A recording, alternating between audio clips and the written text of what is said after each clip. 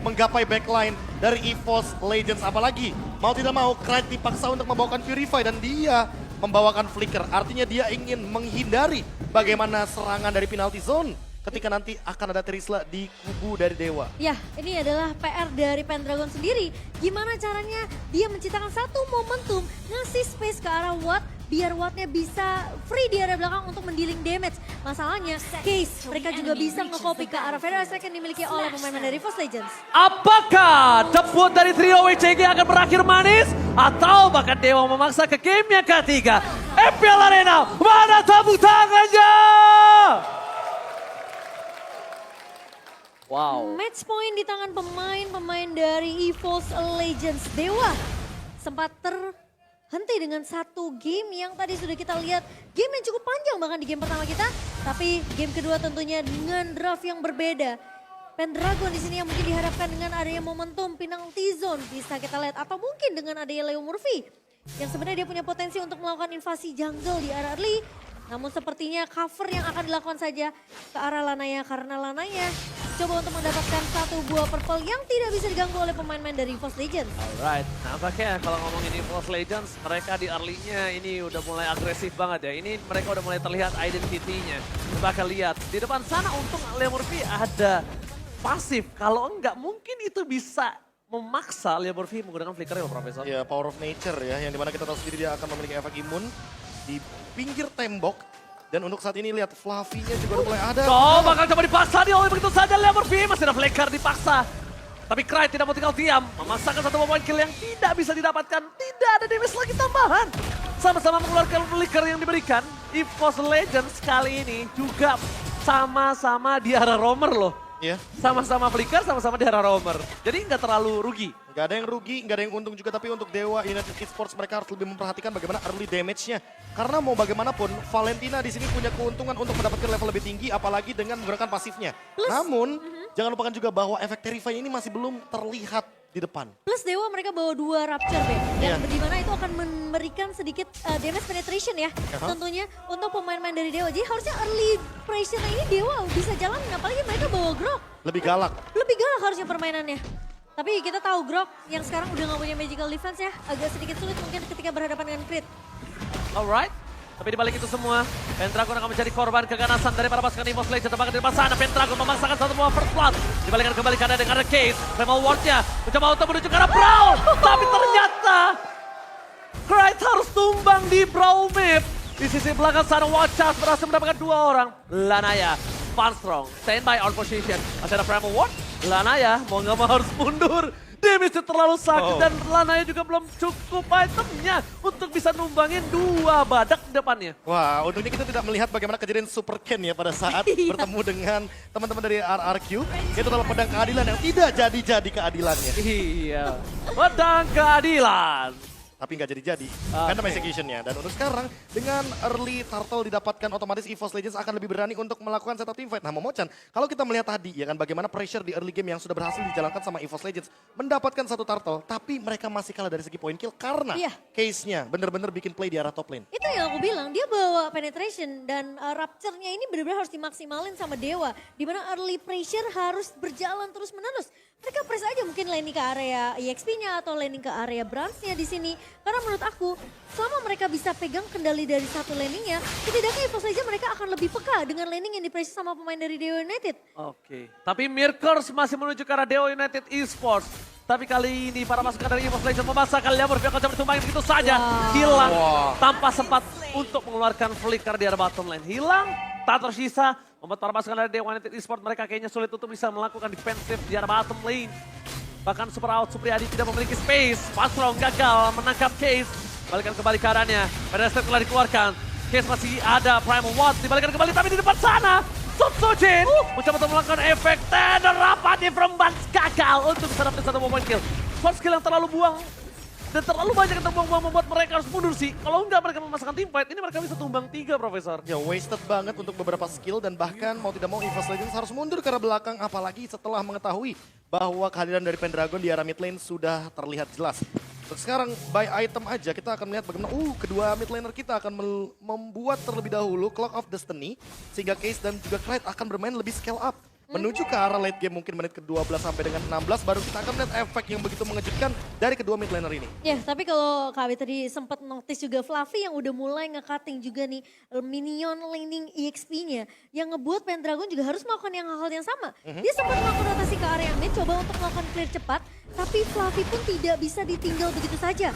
Karena dia tahu, dia nggak bisa ngasih space terlalu banyak ke arah seorang Fluffy-nya. Oke, invite kembali terjadi. Tidak ada Leo space yang terlalu banyak. Satu one kill didapatkan. Udah ke belakang. Lanaya dapat satu one kill tapi di depan sana Lanaya nggak bisa masuk lebih dalam lagi. Damage yang diberikan terlalu besar. Lanaya dengan retribution yang dapetin turtle membuat EVOS Legends tidak bisa mendapatkan perfect turtle untuk di game kali ini. Mereka harus mundur ke arah belakang dan Lanaya mulai harus di-respect karena level Sosuji dengan Lanaya berbanding 1 loh Profesor. Ya, dan untuk saat ini kita tahu banget bahwa di early game kalau misalkan Assassin Jungler udah menang melawan tank jungler ini akan menjadi sebuah keuntungan bagi teman-teman dari Dewa United Esports.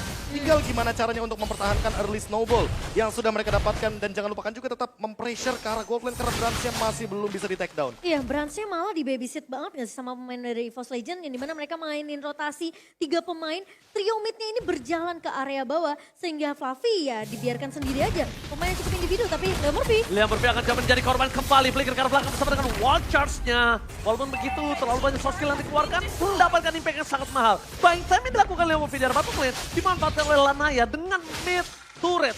Mid turret itu mid turret yang paling mahal di arah depan altar. Kenapa?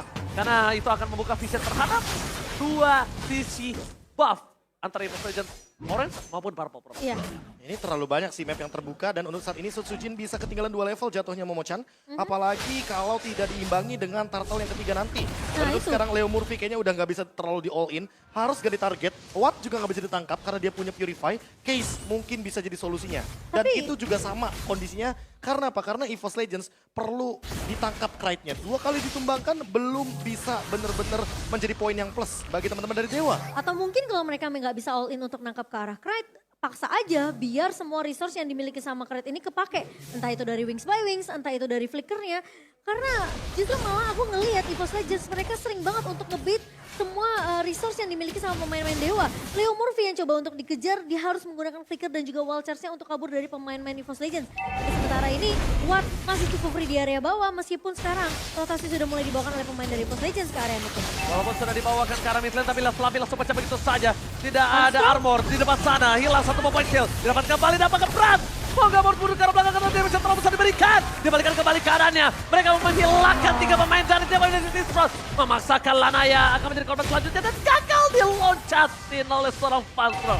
Permainan yang cukup tricky dilakukan EVOS Legends yang tadi seakan-akan berada di posisi Dewa United malah dibalikan seluruh keadaannya Profesor. Dan itu yang aku mention sebelumnya sama Momochan. Iya. Targetnya harus berubah nggak sih? Nggak Leo Murphy, benar. tapi Case. Dan ini menjadi solusi juga bagi EVOS Legends yang udah kalah dari segi level substitusinya. Sekarang menyusul dari segi level dan bahkan turtle objektifnya tidak amankan juga nih. Jadi mau tidak mau EVOS Legends tetap dalam tracknya mereka. Iya, dan bahkan mungkin bisa aja snowballing, Be. Semenjak menit ke-8 ini mulai berjalan. Tapi lihat Lanaya mencoba untuk memberikan pressure di area bawah. Crit lagi-lagi dipaksa untuk membuka Wings by Wings-nya. Tapi ingat, bufferan dan juga backup dari pemain-pemain EVOS Legends ini selalu cepat. Itu kalau Lanaya nggak mainin Tonros, itu satu tetes terus dia terkena stun.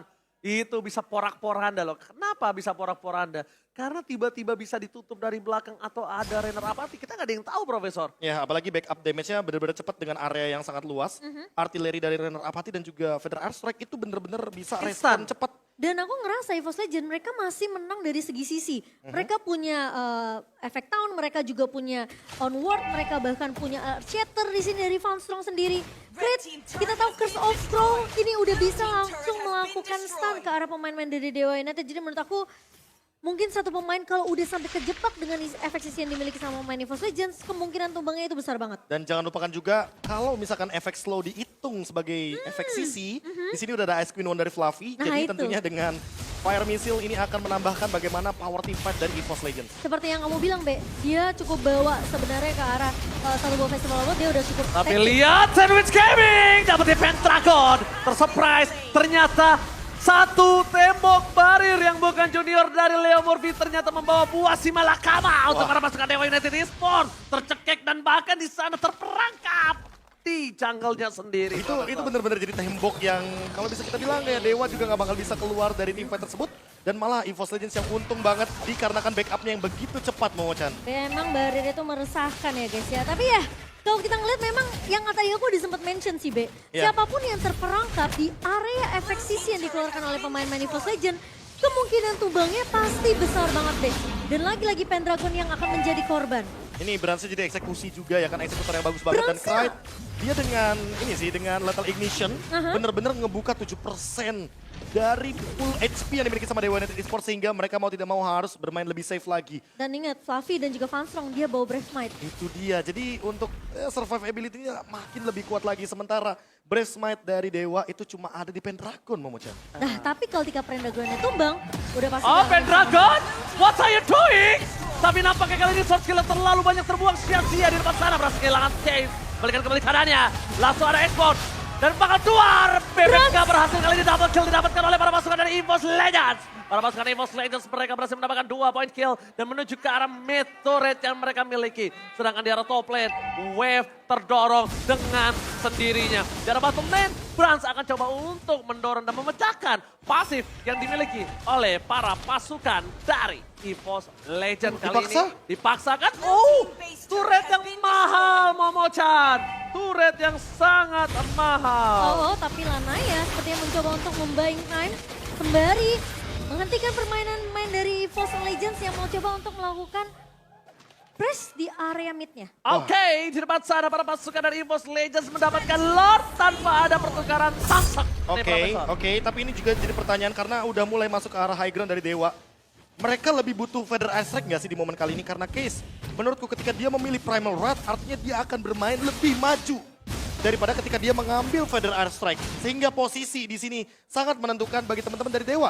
Ketika Case-nya tertangkap terlebih dahulu, ini akan menjadi poin plus bagi teman-teman dari EVOS Legends. Kebalikannya, Clyde kalau tertangkap oleh Pendragon, malah ini menjadi poin plus bagi Dewa United Esports. Mungkin Mahal. bisa jadi titik balik juga ya. Mahal, Ya. mahal. Untuk Dewa Dan ya. by item aja, lihat mau tidak mau di sini Clyde karena dia jarang untuk melakukan clear wave, lebih baik dia build aja untuk roam item sehingga nanti ketika roam itemnya sudah mulai cukup, dia setidaknya punya damage tambahan dari Dire Hit. Oke. Right, menuju ke arah belakang Lanaya mau gak mau. Dia bener-bener terpaksa banget.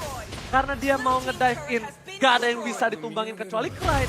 Kalau Clyde pun juga dia harus ngejar ketika Wings by Wings. Iya. Karena Brans juga terlalu banyak short skill yang bisa membuat dia tumbang. Terlalu jauh sih. Sisanya pedang keadilannya pasti akan tumpul Profesor. Iya, karena mau bagaimanapun ketika early game dari Lancelotnya nggak dapat, mau tidak mau Substitution akan lebih unggul di sini dan Vanstrong punya flicker.